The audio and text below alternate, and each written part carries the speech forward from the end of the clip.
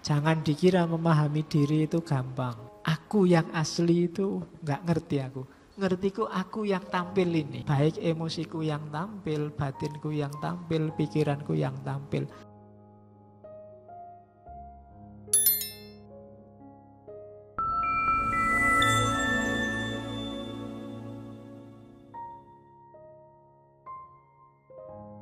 Oke, bismillah.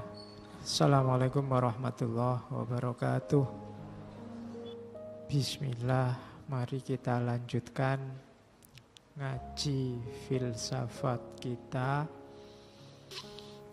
Oke, sekarang rumusnya.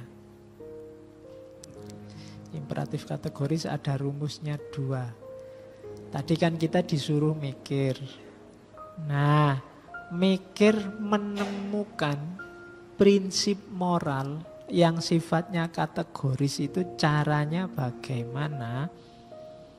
Menurut Immanuel kan, ujilah pilihan moralmu dengan 2 hal ini. Nanti kamu ketemu bahwa itu kategoris atau tidak. Jadi setiap kali kamu milih tindakan, pilih 2 hal ini. Yang pertama apa?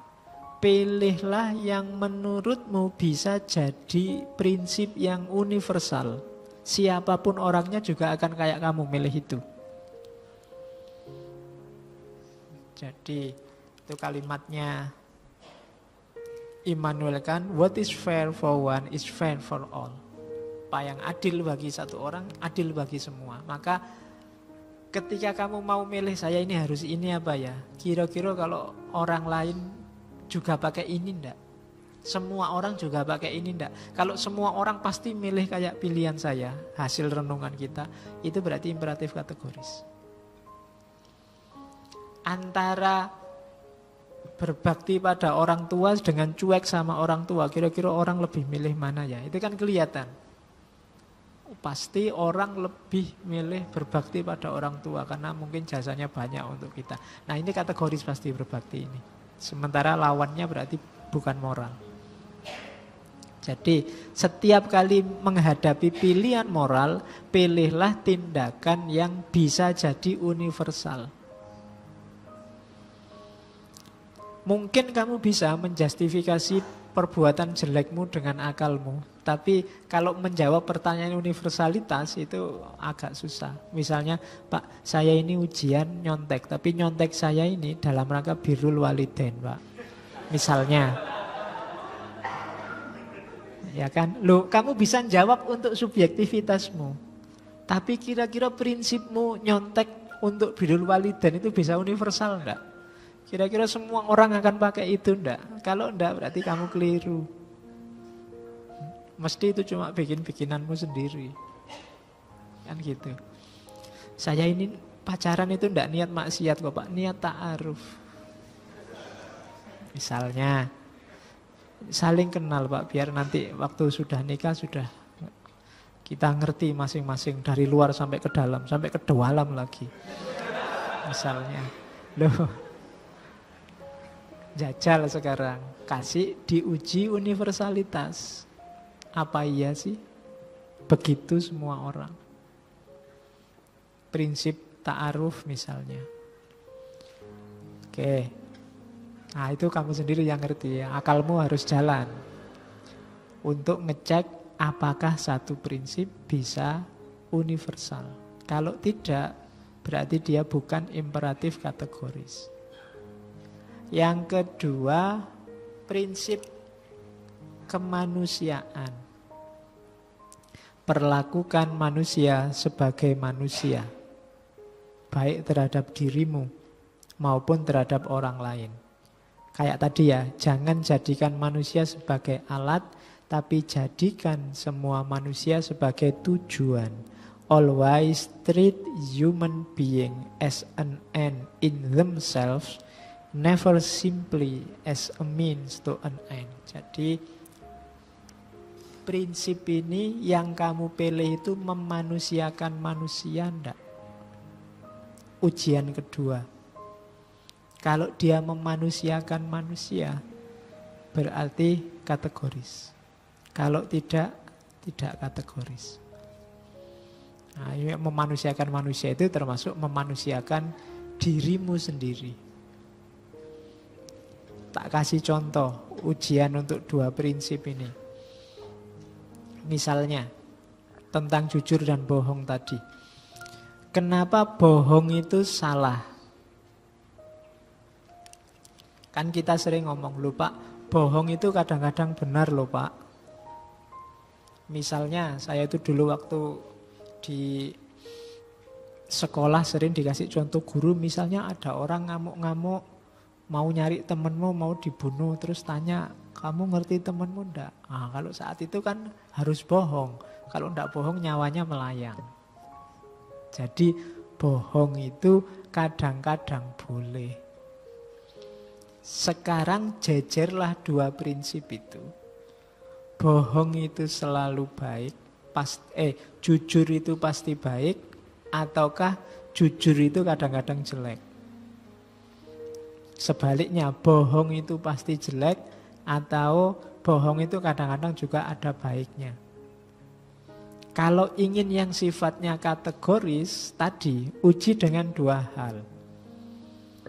Jadi ujian pertama tadi ya, tes universalitas. Kalau kita membolehkan orang bohong, prinsip bohong itu boleh, kemudian diuniversalkan. Kalau semua orang terus bohong, maka benar tidak ada artinya. Kata-kata bohong dan benar kehilangan fungsinya. Kalau ternyata kebenaran dan kebohongan itu sama saja, alah Pak, bohong boleh, berarti terus jujur itu gunanya apa kalau bohong dan jujur dianggap dicampur, disamakan begitu saja. Kebohongan kehilangan perannya.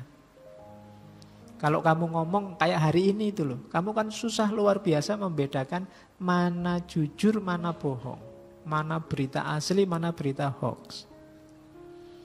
Itu karena orang tidak menetapi prinsip kategoris bahwa bohong itu pasti jelek. Tapi orang memegangi prinsip bohong itu kadang-kadang baik. Jadi ketika prinsip ini diuniversalkan, lama-lama kata-kata bohong kehilangan relevansinya. Kata-kata kebenaran juga kehilangan relevansinya.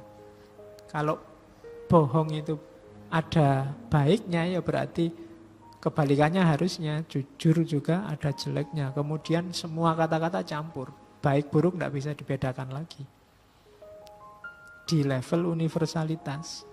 Jadi prinsip kebohongan harusnya tidak bisa universal kalau pikiran kita jernih. Terus yang kedua, coba dicek kebohongan itu. Untuk kamu bisa bohong ada syaratnya. Orang yang kamu bohongi harus bodoh, harus nggak ngerti. Iya kan? Kalau orang yang kamu bohongi ngerti kan nggak jadi bohong. Kamu langsung ketahuan. Jadi syaratnya untuk bohong adalah orang yang kamu bohongi nggak ngerti atau bodoh. Atau kamu bodoh nih. Kayak bahasa Jawa nih, kamu bodohkan. Kamu posisikan dia sebagai orang bodoh. Bodohi orang lain. Saya tidak tahu bahasa Jawa bodohi karo minteri itu posisinya di mana. Ngapusi wong iki ya minteri, ini ya membodoh nih, membodohkan orang, cuma kamu yang minteri dia.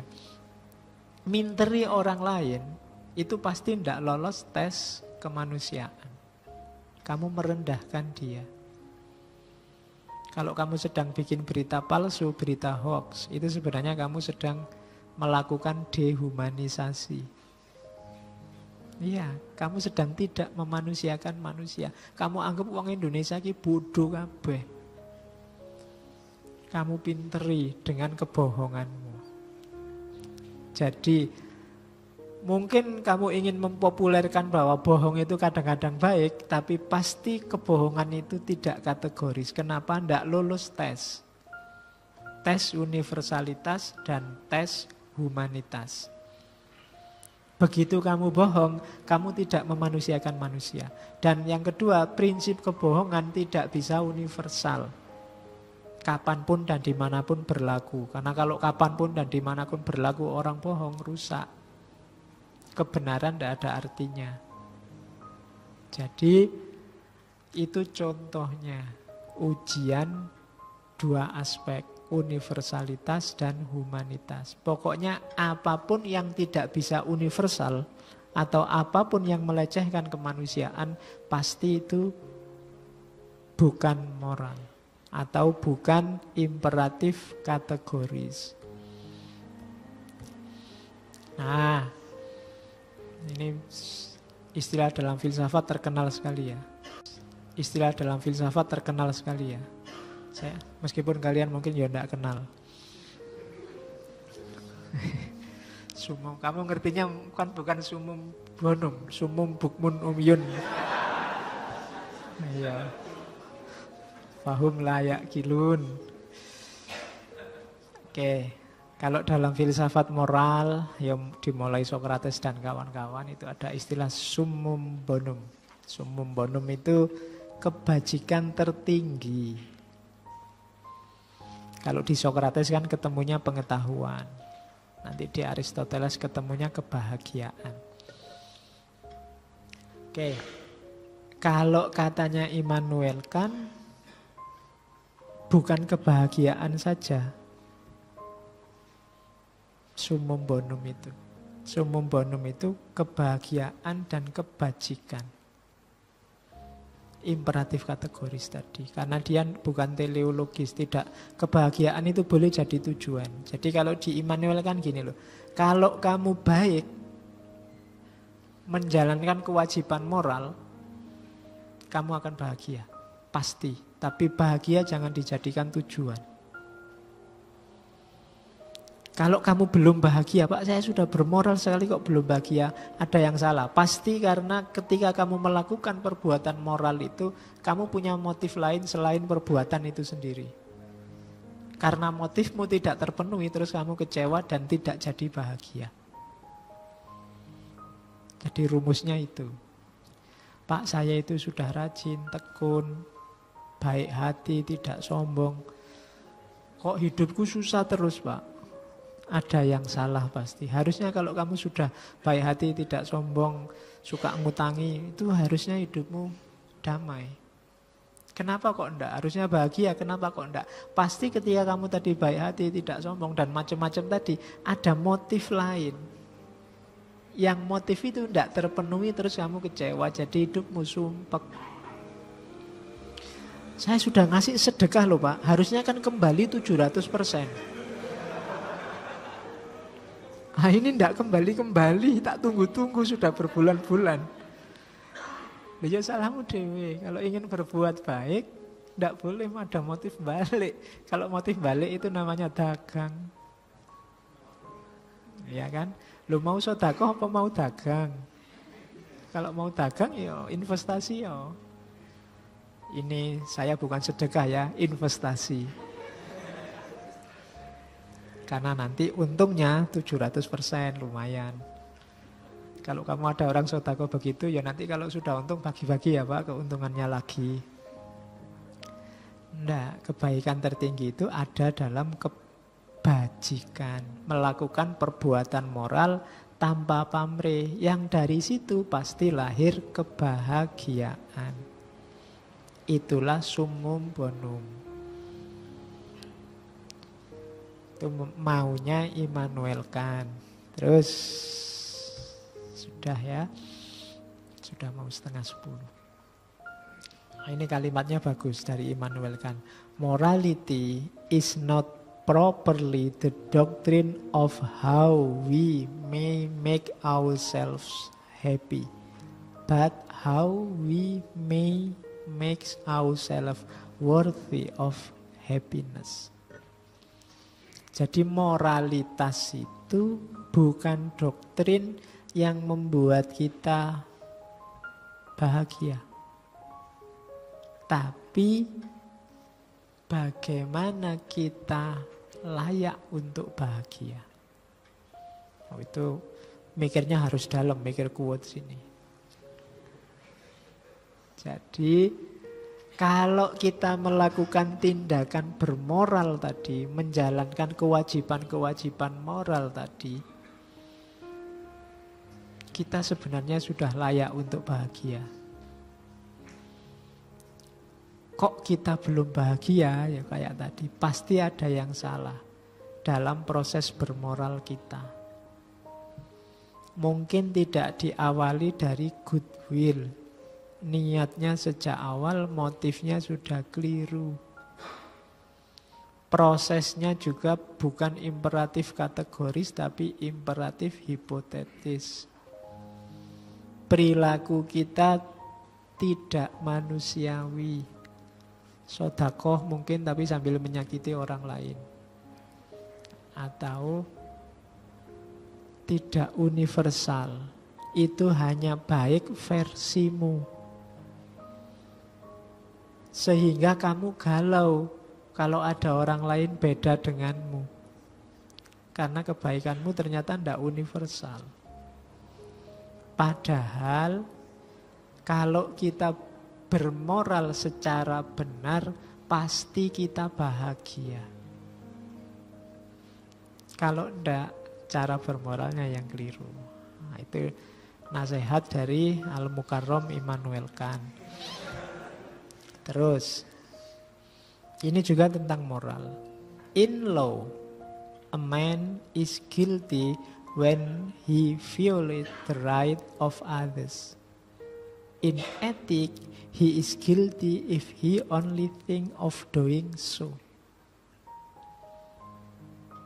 Dari perspektif hukum, dalam hukum, seseorang itu salah kalau dia melanggar haknya orang lain. Tapi dalam etika, orang itu salah meskipun dia hanya berpikir untuk melanggar haknya orang lain. Oh, ini Islami sekali ini. Jadi kalian kan sering pakai kalimat adillah sejak dalam pikiran. Kalau Immanuel kan bermorallah sejak dalam pikiran. Etislah sejak dalam pikiran. Jadi jangan mikir yang ngeres-ngeres, yang saru-saru, yang tidak bermoral. Jadi jangankan ganggu orang lain. Kalau sudah ganggu orang lain itu urusannya hukum. Tapi berniat ganggu orang lain itu urusannya moral. Ya kalau sudah ganggu beneran itu ya sudah pasti hakul yakin tidak bermoral. Tapi motif jelek pun mikir aja membayangkan dok, itu sudah masuk kategori tidak bermoral. Jadi kayak kamu puasa tapi sing di pikiran makanan terus makan, itu tidak etis sudah. Mikir mangan terus itu kan tidak etis. Meskipun secara hukum puasamu tidak batal, tapi poso kok yang mikir panganan terus. Kayak bujangan yang mikir kawin terus. Loh yo. Ya kalau mikir nikah enggak masalah, nek mikir kawin kan bahaya. Jadi etislah sejak dalam pikiran. Karena ternyata kan tadi parameter moral itu dimulai sejak niat, sejak goodwill, keinginan baik. Kalau keinginannya di awal sudah jelek, motifnya sudah jelek, ya sudah, dia sudah salah secara moral. Apalagi direalisasikan yang jelek itu sudah nggak ada hubungannya sama moral, itu hubungannya sama hukum. Kamu ingin mencela temanmu, ingin mencela karena mungkin dia sudah murtad, kafir, sesat dan lain-lain. Pengen kamu tak pisui temanku itu, dia tukang bid'ah. Masih ingin, itu sebenarnya menunjukkan moralmu jelek. Begitu kamu misuh beneran, urusannya hukum. Kamu bisa dilaporkan ke polisi. Jadi logikanya begitu. Jadi kalau ada temanmu kok maki-maki orang, wah kamu tidak bermoral, kurang mantep, kamu melanggar hukum. Karena kalau sudah direalisasikan, levelnya sudah hukum. Kalau masih diangen-angen, itu berarti perilaku moralmu sudah jelek sejak diniat. Jadi itu kalimatnya Immanuel Kant lagi. Terus, ini ada quote bagus lagi dari Immanuel Kant. I have no knowledge of myself as I am, but merely as I appear to myself. Jadi tadi untuk memahami moralitas kan kita menengok ke dalam diri. Cuma ya kita memahaminya pasti sejauh dirimu tampil pada dirimu sendiri. Jadi jangan dikira memahami diri itu gampang. Kamu hanya bisa memahami dirimu sejauh dirimu yang tampil yang bisa kamu cerna. Mungkin banyak lagi rahasia-rahasia dirimu yang belum bisa keluar, yang masih harus diperdalam lagi. Jadi I have no knowledge of myself as I am. Aku yang asli itu gak ngerti aku. Ngertiku aku yang tampil ini. Baik emosiku yang tampil, batinku yang tampil, pikiranku yang tampil. Atas dasar itulah aku berpikir tentang diriku. Mungkin masih banyak rahasia-rahasia tentang diriku yang belum tergali. Tapi ya, karena tidak tampil aku tidak bisa menangkap. Maka tadi, kebaikan-kebaikan itu tampilkan keluar. Biar kalian bisa menangkap dirimu sendiri. Ini juga kalimat bagus. The death of dogma is the birth of morality. Matinya dogma itu berarti kelahiran moralitas. Maka jangan kaget kalau orang sibuk terus dengan dogma-dogma, moralitasnya berkurang. Karena dia terbelenggu oleh formalitas ajaran. Suara hatinya tidak keluar. Kenapa? Karena hidupnya terikat oleh aturan-aturan di luar dirinya. Dogma-dogma di luar dirinya. Maka kata Immanuel Kant, the death of dogma. Kalau dogma-dogma mati, maka moralitas lahir. Jadi, kenapa dogma harus mati? Ya karena kalau dogma ya bukan keimanan, ada bedanya. Dogma itu keyakinanmu, keimananmu yang kamu lembagakan terus kamu semen, kamu beton sehingga beku. Tidak bisa diowah-owah, anti kritik, merasa selalu benar, itu dogma. Kalau ini tegak, besar, luar biasa, maka moralitas biasanya kalah. Ya dogma apa saja, termasuk dogma-dogma hukum. Makanya ada nenek-nenek yang nyuri kayu, terpaksa harus masuk penjara. Kenapa? Aturan hukumnya begitu. Mbok yo moralitas enggak. Ada maling dipukuli sampai bonyok, terus dibakar, tewas.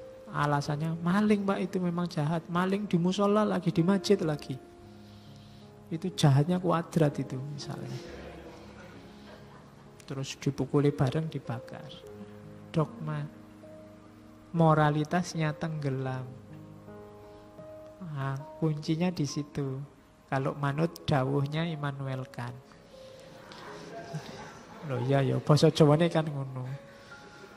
Kalau di Arab kan kola Immanuel Kant, sampun dawuh sapa Immanuel Kant kan. Ini boleh dipakai jadi moto. Rules for happiness. Aturan untuk hidup bahagia ada 3. Something to do, someone to love, dan something to hope for. Ya. Kelihatannya kamu 3-3-nya tidak punya. Iya. Something to do. Saya itu bingung Pak mau ngapain ini kok bingung aja. Nggak punya. Someone to love apa meneh. Iya. Something to hope for. Masa depanku gelap Pak. Saya besok mau jadi apa aku ya sih bingung.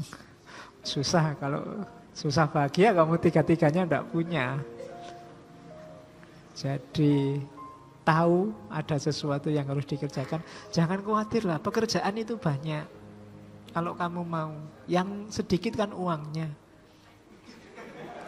Kamu selalu mengaitkan pekerjaan dengan nilai uangnya, itu yang bikin susah pekerjaan itu. Banyak, yang termasuk yang uangnya kecil-kecil itu kan juga banyak. Yang tidak ada uangnya sama sekali lebih banyak. Lu kerjaan itu banyak, jadi jangan khawatir. Pak saya nggak dapat kerjaan. Lu kok pekerjaan nggak dapat? Ke rumahku bantu-bantu nyapu, bantu-bantu anu kan kerjaan. Kerjaan itu banyak. Yang susah karena kamu mikir duitnya. Hati-hati kalau orang nganggur itu masalah, karena dia susah bahagia. Something to do, beraktivitaslah. Yang kedua apalagi someone to love. Kalau nggak ada seorang pun yang kamu cintai. Someone ya, bukan something ya. Ya, itu kalimatnya jelas loh Immanuel kan. Kamu nggak boleh alasan Pak, saya mencintai ilmu Pak. Anda iso someone itu bukan. Jadi seseorang untuk dicintai. Oke, yo orang tua lah, enggak apa-apa, buat alasan. Ya. Dan something to hope for. Sesuatu yang ada harapan. Jadi ada yang dikerjakan, ada yang dicintai dan penuh harapan. Hidupmu mesti bahagia. Orang kaya sekalipun kalau dia merasa tidak punya harapan. Saya mau ngapain lagi nih Pak, merasa sudah selesai sukses. Makanya banyak orang sukses terus bunuh diri. Karena dia tidak ingin meraih apa-apa lagi, terus jenuh. Nggak punya something to hope for. Nggak punya harapan, nggak ada target. Kemarin ngejar-ngejar pengen lulus, sekarang sudah lulus. Mau ngapain sekarang?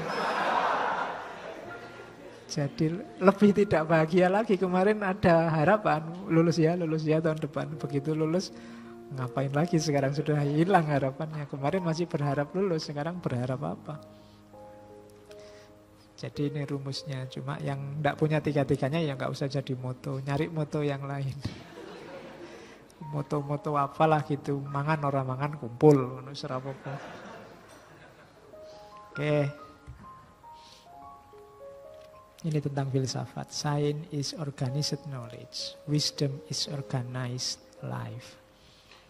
Science itu organisasi, tata, kita menata, menertibkan pengetahuan kita, nanti lahir sains. Kalau kita menertibkan, menata hidup kita, itulah kebijaksanaan. Itulah hikmah. Maka filsafat itu sebenarnya tujuannya membuat hidup kita tertib. Jadi hiduplah yang tertib. Tertibkan hidupmu. Tertib itu kan kamu ngerti. Ini posisinya di mana, itu posisinya di mana. Ini kapan harus tampil, ini sembunyi dulu, ini. Itu kalau kamu ngerti rumus-rumus ini, kamu orang bijaksana. Kapan ngomong A, kapan ngomong B. Kapan harus maju, kapan harus mundur. Mengorganisasi hidup. Dan filosof itu yang dilakukan. Makanya setiap orang butuh filsafat kalau ingin menertibkan hidup. Organize life. Kalau science is organized knowledge, pengetahuan yang diorganisasi. Oke, masih ada. Satu lagi, kecil. Look closely. The beautiful may be small. Itu penjelasannya panjang tapi unik. Lihatlah lebih dekat. Yang indah-indah mungkin kecil. Jadi kamu tidak tahu karena selama ini kamu jauh. Ini karena saya sejak kemarin banyak yang tanya, ada ustadz yang marah-marah sama Uwin itu. Iya. Iya. Ya mungkin karena beliau jauh. Ya, karena jauh terus muncul asumsi-asumsi, imajinasi-imajinasi dari fakta-fakta kecil yang dipilih. Maka jawabannya apa? Look closely. Coba ayo dekat. Lihatlah lebih dekat. The beautiful may be small. Yang indah-indah mungkin tidak kelihatan karena kecil. Kalau dari jauh, kamu ngertinya yang booming-booming. Hari ini yang booming kan di media. Media itu kalau ada barang baik tidak akan keluar. Iya, karena yang keluar itu pasti yang bad news. Bad news is good news. Iya, berita jelek itu bagi media jadi berita bagus. Kesempatan gitu loh. Jadi dalam banyak hal itu ya. Orang hari ini kenapa kok sering ada caci maki padahal mungkin kenyataannya enggak. Terus kita nganggapnya dia palsu, dia sengaja fitnah, dia sengaja bohong. Mungkin enggak. Mungkin dia hanya enggak tahu saja. Kenapa enggak tahu? Dia jauh. Maka look closely. Monggo ayo dilihat lebih dekat. Kenapa? The beautiful may be small. Yang indah-indah mungkin kecil sehingga tidak kelihatan. Oh, ini bisa kamu pakai dalil macam-macam. Kalau kamu sedang naksir seseorang mungkin Allah tidak mau kamu jelek loh. Look closely. Coba kamu deket lagi. Coba dicarilah lagi. Jangan-jangan masa tidak ada menariknya sama sekali kan gitu. Sapa ngerti ono apike sithik-sithik kan ngono. Jadi ditelateni wae nanti kan ada wae. Adalah mesti menariknya. Jadi look closely, the beautiful may be small. Oke, alhamdulillah kita menyelesaikan satu babak filsafat moral Immanuel Kant. Minggu depan kita cari logika yang agak kebalikannya ini. Pragmatisme etik. Filosof Amerika, kalau Immanuel Kant filosof Jerman. Kita lihat cara berpikir pragmatis etik gaya Amerika dari John Dewey. Oke, saya kira itu. Kurang lebihnya mohon maaf. Wallahul muwaffiq, wallahu a'lam bissawab. Wassalamualaikum warahmatullahi wabarakatuh.